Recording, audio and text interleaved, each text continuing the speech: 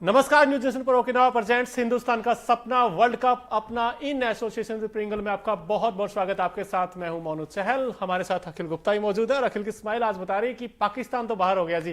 क्यों? क्योंकि आज बेंगलुरु में जो हुआ है एम चिन्नास्वामी स्टेडियम पे, हम सोचते थे कि आज रनों की बारिश होगी, लेकिन वहां तो कुछ और ही बारिश हुई है क्योंकि विकेट गिरते के चले गए श्रीलंका के और पूरी श्रीलंका की टीम 171 रन बनाकर ऑल आउट हो गई और 172 का टारगेट।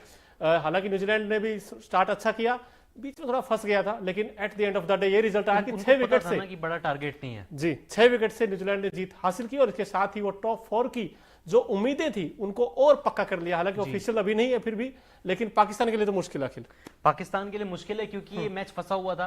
आज पाकिस्तान के साथ मुकाबला, मतलब न्यूजीलैंड का जो मुकाबला था सिर्फ श्रीलंका के साथ नहीं था, श्रीलंका प्लस पाकिस्तान के साथ था, क्योंकि पाकिस्तान की उम्मीदें थी न्यूजीलैंड श्रीलंका पर टिकी हुई थी, लेकिन श्रीलंका ने पाकिस्तान को हर खेमे में डिसअपॉइंट किया।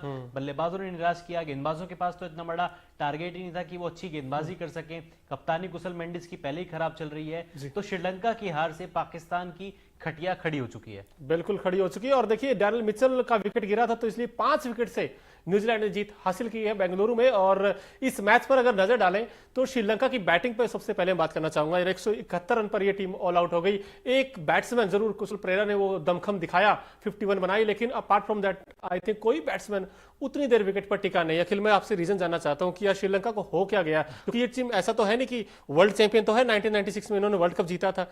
अब ये टीम इस तरह का परफॉर्म करेगी?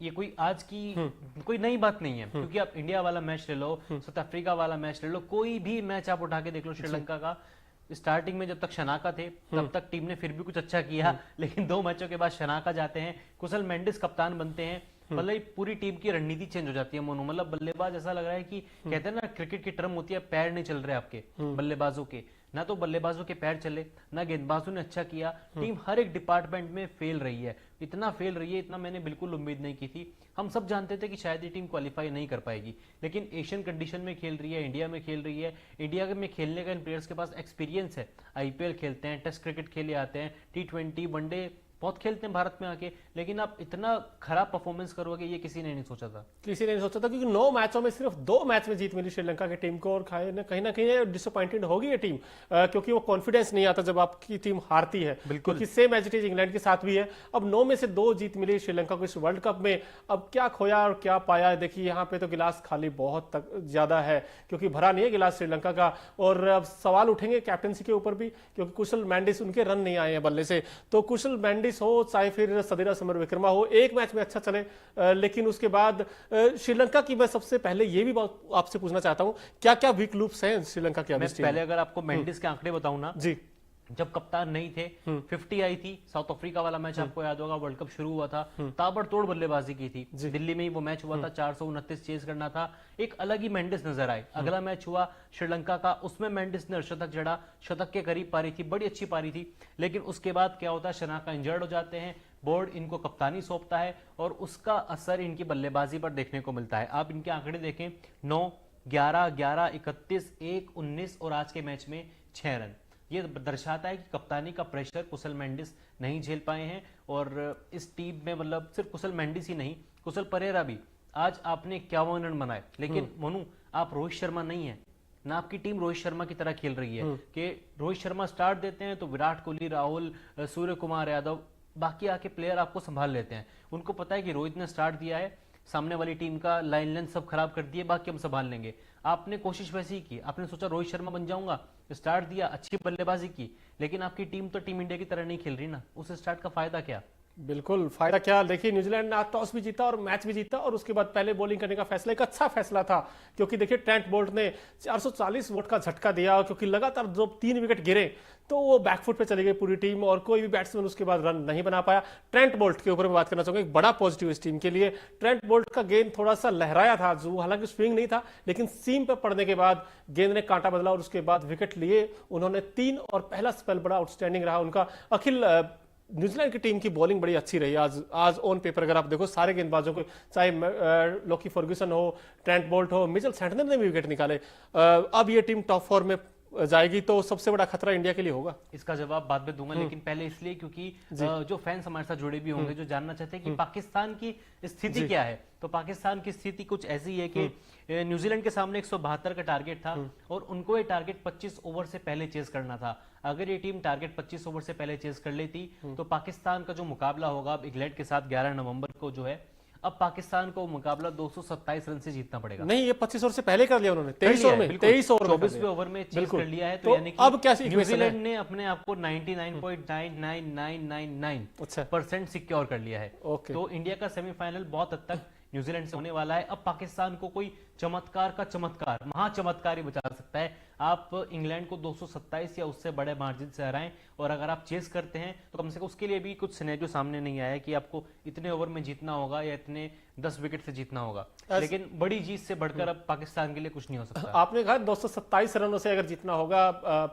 पाकिस्तान को, इंग्लैंड को हराना होगा था, लेकिन ऐसा भी तो हो सकता है कि जब वो चेज करे तो हो सकता है 250 उनको 15 ओवर में बनाने पड़ जाए। इस हिसाब से तो कुछ ऐसी मैं वही कह रहा हूँ कि उसकी इक्वेशन अभी सामने नहीं आई है कि जो भी टारगेट होगा 200 का हो, 250 का हो या 100 रन का हो, जो भी इंग्लैंड बनाती है उसके लिए भी एक टारगेट आएगा कि आपको इतने ओवर तक ये स्कोर हासिल करना है, तभी आप सेमीफाइनल में जा सकते हैं। वरना आप अपना बैग पैक कीजिए, आप मुंबई या कोलकाता जहां भी इंडिया का सेमीफाइनल होगा वहां की बजाय आप कराची की फ्लाइट पकड़ें और जाएं। बिल्कुल जाएं, लेकिन देखिए अखिल ठीक है, पाकिस्तान के चांसेस बहुत कम है, अब तो ना के बराबर ही हो गए हैं। वैसे तो क्रिकेट में देखिए, क्रिकेट हमेशा कहते हैं ना कि अनिश्चितताओं का खेल है, लेकिन उस तरीके का खेल कभी कभी ना रेयर होते हैं ये चीजें। मैक्सवेल की वो पारी एक दिन आई, लेकिन ये हर बार नहीं होती ये चीजें। और रही बात की इतना बड़ा मार्जिन हो गया अब तो, क्योंकि 130 रन तब था अगर न्यूजीलैंड सिर्फ 1 रन से जीता तब भी 130 का था, लेकिन अब तो ये तकरीबन 230 का हो गया है इंग्लैंड को हराना। लेकिन इंग्लैंड के ऊपर भी तलवार लटकी है, क्योंकि उनको भी चैंपियंस ट्रॉफी के लिए वो मैच जीतना बहुत जरूरी है। तो ऐसे में पाकिस्तान की चीजें बड़ी मुश्किल लगती है यहाँ से।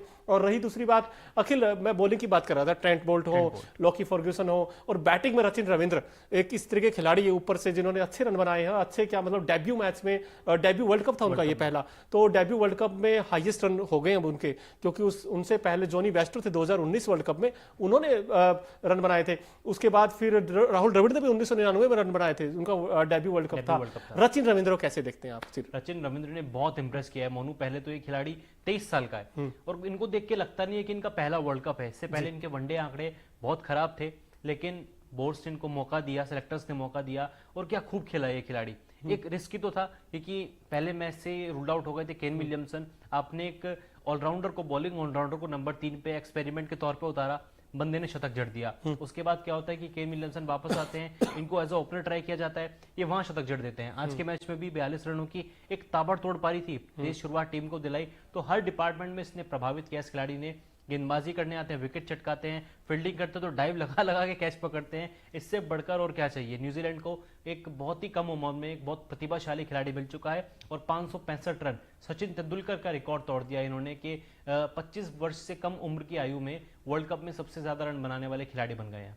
बिल्कुल खिलाड़ी बन गए हैं। और कहीं ना कहीं देखिए न्यूजीलैंड ने भी देखिए पिछला मैच हारी जरूर, वो 400 बनाकर हारी, हालांकि वो बैड लकी कहोगे क्योंकि बारिश आ गई थी उस मैच में, वरना तो न्यूजीलैंड वो मैच भी जीत जाता। और 4 हार के बाद ये जो जीत आई है अखिल, कहीं ना कहीं ये टॉप 4 की उम्मीदों को जगाया इन्होंने, क्योंकि अब तो उनका टॉप 4 में जाना तकरीबन यहाँ से पक्का हो गया है। बिल्कुल मोनू, अब लगातार 4 मैच जीतता है न्यूजीलैंड, फिर लगातार ही 3 मैच हारा। पिछला मैच थोड़ा अनलकी रहे बारिश के चलते, तो 4 मैच ये हारे भी, 4 जीते 4 हारे। लेकिन आज के बाद जो जीत थी, कॉम्प्रिहेंसिव विक्ट्री मैं कहूंगा आपके शब्द वाला, जो आपका फेवरेट डायलॉग है, 5 विकेट से जीते हैं। बड़ा टारगेट नहीं था, बहुत ही इजीली टीम ने हासिल कर लिया और सेमीफाइनल का टिकट, जैसा मैंने पहले भी कहा ना कि 99.99999% हासिल कर लिया है। बिल्कुल हासिल कर लिया है, लेकिन हमने भी कुछ हासिल किया है, क्योंकि जो हमारी ओकिनावा की स्कूटी है वो एक तो माइलेज बड़ा शानदार देती है यार, और कॉस्ट इफेक्टिव भी है। जब वो सड़क पे चलती है ना, मजा आता है उसके साथ चलने में। मैं तो आज स्कूटी से आया था ना, मैंने सबसे पहले आपको ही बताया था, क्योंकि मेरा जो कलर था वो ब्लू था, तो इसलिए लेता रहता हूं इनसे कि स्कूटी कैसी चल रही है, क्योंकि मुझे भी वर्ल्ड कप के बाद खरीदनी है ना। अरे वाह, तो Okinawa effective player of the match कौन है, एक नजर उस पर भी डालते हैं। तो देखिए जो बॉलिंग की है ना वो गजब की है, क्योंकि श्रीलंका को अगर रोका है तो गेंदबाजों ने रोका है, और उसमें सबसे बड़ा जो अहम रोल प्ले किया है वो ट्रेंट बोल्ट ने किया है। ट्रेंट बोल्ट की गेंदबाजी कैसे देखते हैं आप? ट्रेंट बोल्ट की गेंदबाजी बहुत शानदार थी। पिछले मैचेस में ये इन्होंने कुछ खास परफॉर्म नहीं किया, विकेट मिल रहे थे, 1-2 विकेट मिले, लेकिन काफी ज्यादा रन कंसीड कर रहे थे, 88, 70, 75, पिटाई बहुत हुई थी। लेकिन आज के मैच में वापसी की, क्योंकि जानते थे ये मैच डू और डाई होने वाला है। न्यूजीलैंड के लिए भी हारे तो आपको बैक पैक करने पड़ेंगे, न्यूजीलैंड के लिए जीते तो आप सेमीफाइनल खेलने जाएंगे। तो ट्रेंट बोल्ट ने वो जिम्मा उठाया, शुरुआत इन्होंने दिलाई न्यूजीलैंड को, अच्छी गेंदबाजी की, 10 ओवर 3 मेडन थे मोनू, 37 रन और 3 विकेट। इकोनॉमिकल देखिए 3.70 की, इससे वर्ल्ड बेस्ट कप क्या में हो भी तो सकता है अपने 50 विकेट पूरे कर लिए हैं। पहले कीवी गेंदबाज बने जिन्होंने वर्ल्ड कप में न्यूजीलैंड के लिए ओडीआई वर्ल्ड कप में 50 या उससे अधिक विकेट लेने का रिकॉर्ड बनाया है, और इंटरनेशनल में भी उन्होंने अपने 600 विकेट पूरे कर लिए हैं। बिल्कुल 600 विकेट पूरे कर लिए, और इनके